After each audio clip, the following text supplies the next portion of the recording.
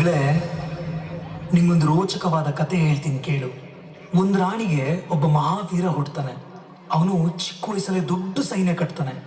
ಅವನೇ ಛತ್ರಪತಿ ಶಿವಾಜಿ ಮಹಾರಾಜ್.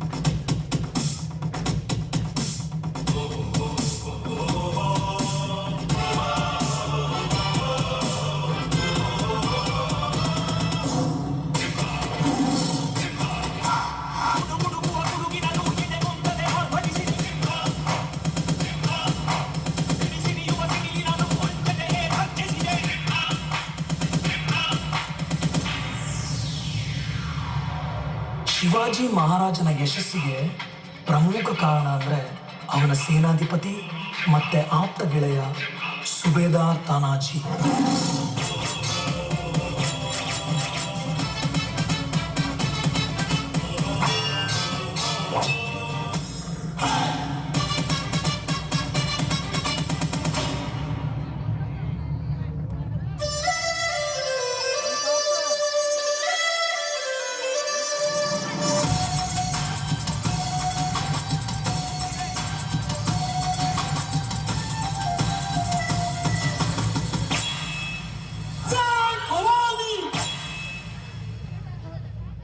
ಶಿವಾಜಿ ಮತ್ತೆ ತನಾಜಿ ಗೆಲುವನ್ನ ಕಟ್ಟಿ ಹಾಕೋಕೆ ಯಾರಿಂದಲೂ ಯಾವ ಕುತಂತ್ರಗಳಿಂದಲೂ ಸಾಧ್ಯವಾಗಲಿಲ್ಲ.